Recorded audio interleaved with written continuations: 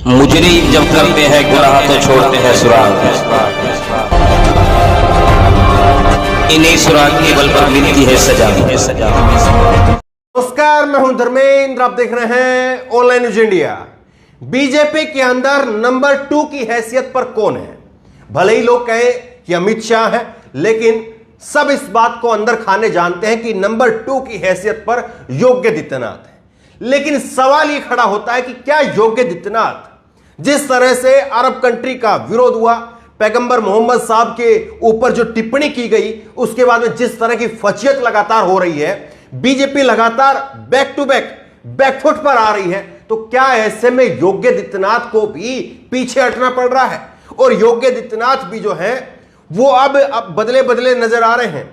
एक बड़ी घटना हुई है और उस घटना के बाद में साफ तौर पर देखा जा सकता है कि जिस तरह से अरब कंट्री के अंदर और 13-14 देशों ने भारत के राजदूत को तलब किया है या कहीं पर भारत से माफी की मांग की है, उसके बाद में योगी आदित्यनाथ तक उसका असर पहुंचा है।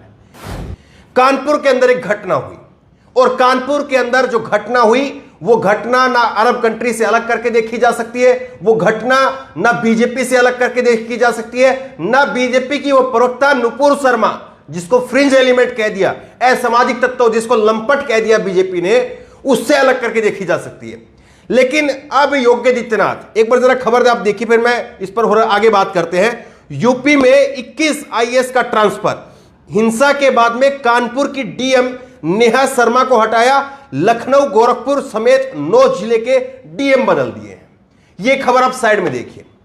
अब इस खबर के जरिए समझने की कोशिश कीजिए, क्या वाकई योगी आदित्यनाथ भी बैकफुट पर आ गए हैं? और इस पैटर्न को समझना जरूरी है। योगी आदित्यनाथ को 21 आईएएस का तबादला करना पड़ा और कानपुर के अंदर जो हिंसा हुई, कानपुर में जिस तरह से हिंसा हुई, उस हिंसा के बाद में पैटर्न भी बदल गया है। मैं आपको बताऊंगा कैसे पैटर्न बदला है। कानपुर की डीएम को हटाया गया है। एक मिनट के लिए मैं आपको थोड़ा फ्लैशबैक में लेकर के जा रहा हूं। जहांगीरपुरी की घटना को याद कीजिए। इस खबर को आप साइड में देखते रहिए और अपने दिमाग में जहांगीरपुरी की उस घटना को याद कीजिए। जहांगीरपुरी में हनुमान शोभा यात्रा के दौरान एक दंगा होता है, या यूं कहे कि झगड़ा होता है, हिंसा होती है, और उसके बाद में क्या होता है? उसके बाद में एमसीडी जो भाजपा में, जिस पर जो है वो उसका कब्जा है, दिल्ली के अंदर एमसीडी आती है और एमसीडी अपना बुलडोजर लेकर के आती है, वहां पर मस्जिद का गेट तोड़ देती है। लेकिन योगी आदित्यनाथ जो सूबे के मुख्यमंत्री हैं, योगी आदित्यनाथ, और कानपुर की उस घटना के बाद में, कानपुर की वो घटना 3 जून की वो घटना, 3 जून से और अब 8 जून हो गया है, 5 दिन हो गए हैं, लेकिन 5 दिनों तक अभी तक योगी आदित्यनाथ का बुलडोजर नहीं चला है। क्या चला है? अधिकारियों के ऊपर डंडा चला है। यह बुलडोजर इस बार अधिकारियों पर चला है। पैटर्न देखिए कैसे बदल गया है। पैटर्न पहले यह था कि जो बुलडोजर चलता था, जो कार्रवाई होती थी, वो नाम देख करके, मजहब देख करके, ये देख करके, वो देख करके, कई सारे ऐसे उदाहरण दिए जा सकते हैं।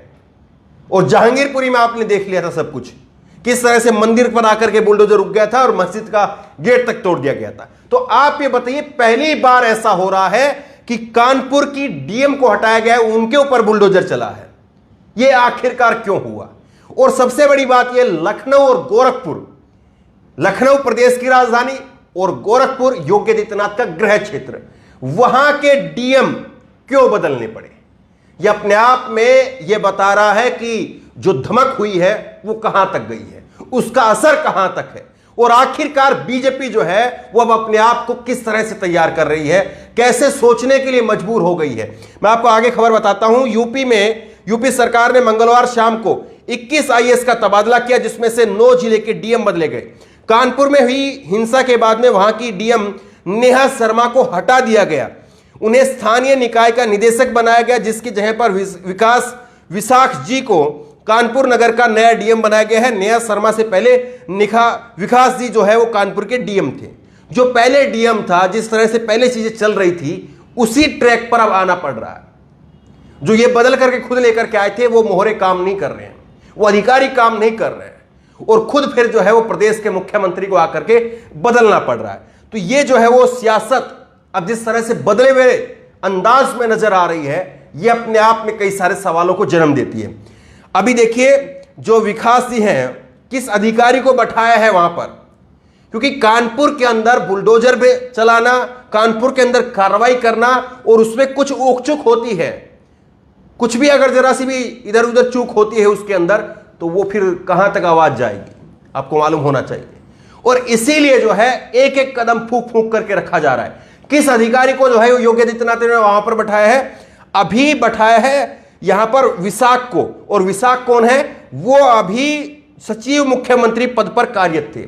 सचिव मुख्यमंत्री पद पर जो डीएम कार्यरत था, उसको ला करके बैठाया है कानपुर के अंदर कि कानपुर को तुम संभालो, क्योंकि कानपुर के अंदर अगर जो है बुलडोजर चला दिया, कानपुर को लेकर के पहले ही मामला खटाई में पड़ा हुआ है, पहले ही हंगामा हो रखा है, और अगर कानपुर के अंदर जरा इधर उधर कुछ हुआ तो साख बड़ी खराब हो जाएगी। और ऐसा ना हो कि फिर जो है जो अरब कंट्री है वहां से चिट्ठी फिर योगी आदित्यनाथ के लिए जारी कर दी जाए, इसीलिए इनको लाया गया है। इसके अलावा 8 जिले के और डीएम का तबादला हुआ है, जिसमें फिरोजाबाद के डीएम है। अब देखिए जिले, आप देखिए ये जिले खास करके वो जिले हैं जिनमें मिश्रित आबादी है, हिंदू मुस्लिम की मिश्रित आबादी है। फिरोजाबाद के डीएम को जो है सूर्यपाल गंगवार, उनको हटाया गया है। लखनऊ के डीएम अभिषेक प्रकाश, उनको हटाया गया है। अलीगढ़ के डीएम सेल्वा कुमारी, उनको हटाया गया है। बलिया के डीएम इंदर विक्रम सिंह को हटाया गया है। जालौन के डीएम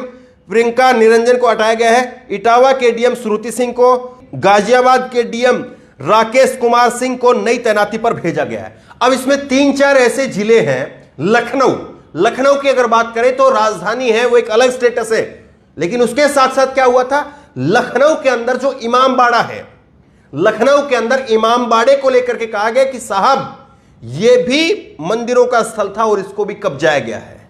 अब लखनऊ के इमामबाड़े के ऊपर उन लोगों की नजर थी, अब उसको कैसे सॉर्ट आउट करना है, कैसे उन लोगों को शांत करना है, इसलिए लखनऊ के डीएम को भी हटाया गया है। और यहां पर बलिया के डीएम इंदर विक्रम सिंह, बलिया के अंदर आपको मालूम होगा, खबर हमने आपको पहले दिखाई थी, बलिया में कैसे पेपर आउट हुआ था, और पेपर आउट होने के बाद में बलिया के जो पत्रकार थे उनको जेल के अंदर भेज दिया गया था, और उन्होंने खुलेआम कहा था बलिया डीएम चोर है, ये नारे लगे थे। तो मैं इसीलिए आपको समझाने की कोशिश कर रहा हूं, और खबर जो है वो अपने आप में, आप खबर की परत अगर उसको जो है समझ करके खोलेंगे तो फिर आपको पता चलता है कि अंदर क्या छिपा हुआ है, और इस खबर के जरिए क्या कुछ जो है वो चपकेने की और क्या कुछ जो उखड़ा हुआ था उसको जो है दोबारा लगाने की कोशिश की गई है। तो बहरहाल बड़ा सवाल यह है कि क्या वाकई अब बीजेपी जो है वो नए सिरे से सोचने की कोशिश कर रही है, और बीजेपी को लग रहा है कि जिस पैटर्न पर वो जा रहे थे, जिस ट्रैक पर वो जा रहे थे, वो दी एंड की तरफ जा रहा था, वो रोड आगे खत्म हो रहा था, अब वहां से यू टर्न लेना पड़ रहा है क्या? ये बड़ा सवाल खड़ा हो गया, क्योंकि आप इस बात को जो है बिल्कुल नकार नहीं सकते हैं कि कानपुर के अंदर इतनी बड़ी घटना हो गई, और कानपुर के अंदर जब घटना हुई थी उस रात को योगी आदित्यनाथ ने हाई लेवल की मीटिंग की थी, और उस मीटिंग में कहा था कि आप चयनित करिए, और आप जो है वो जितने भी लोग पकड़े जाते हैं जिन्होंने पत्थरबाजी की है उनके घर पर बुलडोजर चलाइए। ये योगी आदित्यनाथ की तरफ से जो है वो बयान आया था।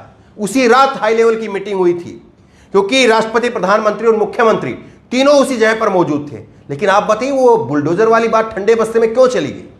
क्या इसके पीछे जिस तरह से अरब कंट्री का बनाया गया प्रेशर है वो इसके पीछे काम कर रहा है, या योगी आदित्यनाथ दूसरा कोई जो है वो राजनीतिक स्टेप जो है वो यहां पर, या दूसरा कोई राजनीतिक चेहरा जो है वो दिखाने की पेशकश यहां पर हो रही है? तो बहरहाल इस वीडियो को, इस खबर को आगे तक शेयर कीजिए, लोगों को पता चले कि कहां पर क्या कुछ हो रहा है और उसके क्या कुछ मायने हैं। इस खबर को लेकर, इस वीडियो को लेकर आपकी जो भी राय हो नीचे कमेंट बॉक्स में अपनी राय जरूर दें, और इसी तरह तमाम खबरों के लिए ऑनलाइन न्यूज़ इंडिया सब्सक्राइब करें, साथ में जो बेल आइकन है घंटे उसको जरूर दबाएं, ताकि जैसी वीडियो अपलोड करें उसकी नोटिफिकेशन आपको तुरंत मिल सके। धन्यवाद। इस खबर को अभी लाइक करें, शेयर करें, अभी चैनल को सब्सक्राइब करें और घंटी जरूर। मुजरिम जब करते हैं गुनाह तो छोड़ते हैं सुराग, इन्हीं सुराग के बल पर मिलती है सजा।